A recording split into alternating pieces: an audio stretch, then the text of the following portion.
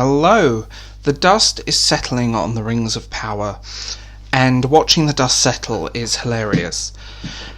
And watching these shill articles on how problematic Tolkien's work is, and how the Peter Jackson movies are not that good, and all of this stuff is not only hilarious, but extremely sad to witness. Destruction of more European culture, for the sake of modernity, is not a good thing. So, let's start the show. Side note to this, one of the things I noticed is that a lot of the booktube community didn't touch Lord of the Rings, especially with a trending show like Rings of Power, in which they touch every trending show. They'll read the source material. And this is always funny, because whenever I've seen certain well-known male fantasy-focused booktubers talk about Lord of the Rings, or booktuber, this is basically him. This is the Daniel Green. And I find this meme hilarious because people are so willing to bring things down because it doesn't fit their very limited worldview. And I think a lot of people within booktube, not everyone, but a good majority of people who read fantasy in booktube are predominantly very focused on YA fantasy. And the difference being with YA fantasy is that it's usually a love story and uses the fantasy elements as a metaphor for either the teenage experience or a political metaphor, rather than just telling a story. The world building is usually lacking, it's usually first person, it's usually within the character's head, so it always kind of feels disconnected and disjointed. And ultimately, that's a problem. And I think a lot of people didn't touch Lord of the Rings because they don't understand it. But then again, they don't particularly understand adult fantasy full stop. And this meme goes for a lot of fantasy. What I found very interesting overall with the Rings of Power, and its reaction and its sort of fan base, if you can call them that, their entire existence, their entire personality becomes it. They are obsessed with shipping characters, with the romance of Galadriel and Sauron, which makes me feel sick to my stomach to say out loud. They were never an item. But also, they're lacking of what makes fantasy, and this focus on, they say, individual identity in a group of people in a generation so obsessed with individualism and labels and pronouns. It's more of a groupthink identity. You're either with us or you're against us. And watching this willing destruction of culture and the excuses made for it is hilarious. European culture is important, and the problem is, now, the destruction of it for modernity is not fun to watch. And people forget what Lord of the Rings is. It was intended, it's a fantasy novel, but it's also a mythology, and intended for an Anglo-Saxon Britain. And it's sad to see this kind of destruction of this work, because if it had been any other writer, or a YA fantasy, or a black writer's work, and they did this, all hell would have broken loose. But the weaponization of criticism, the destruction and devaluing of Tolkien's work is sad to witness.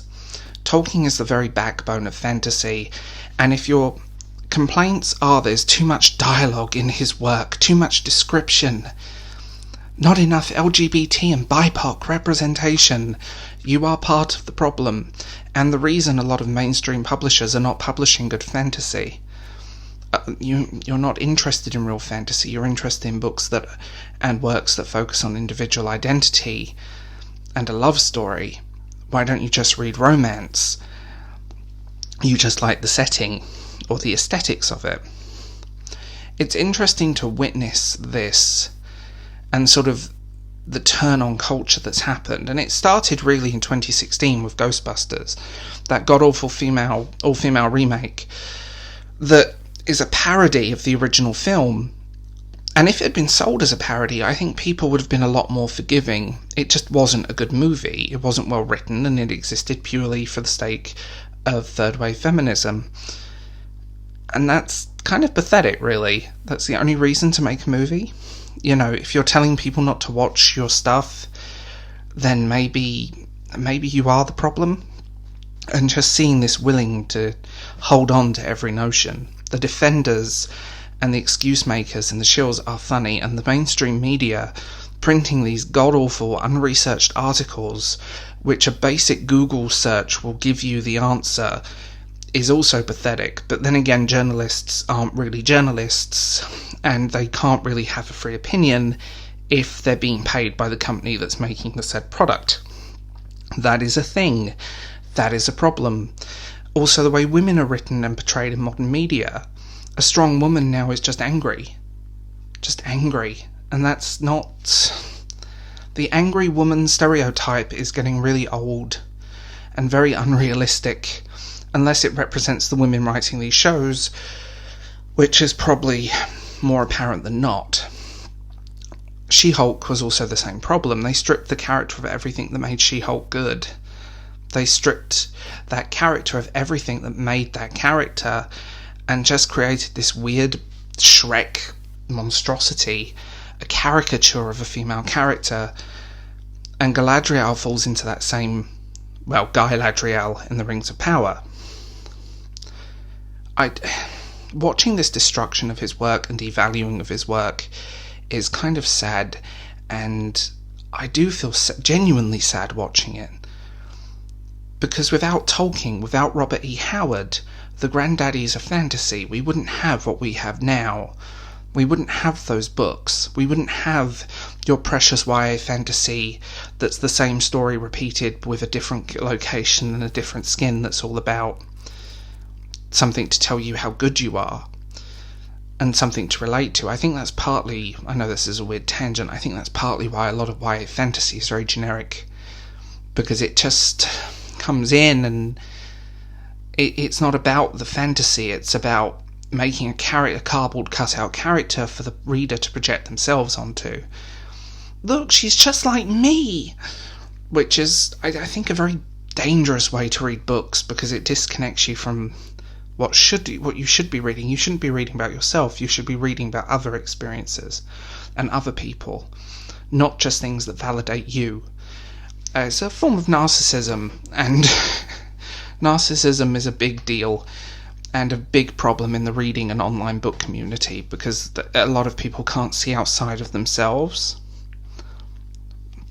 And this comes from personal experience. I know I'm going to get in trouble for this one.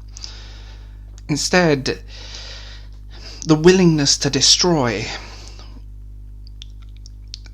something so sacred in terms of literary canon, destroy something that without it half of what we have wouldn't exist, is a sad notion. And people are so willing to do it. They're so willing to destroy it for the sake of a crappy television show, or a race swapped character, or a gender swapped character, or a sexuality swapped character, when really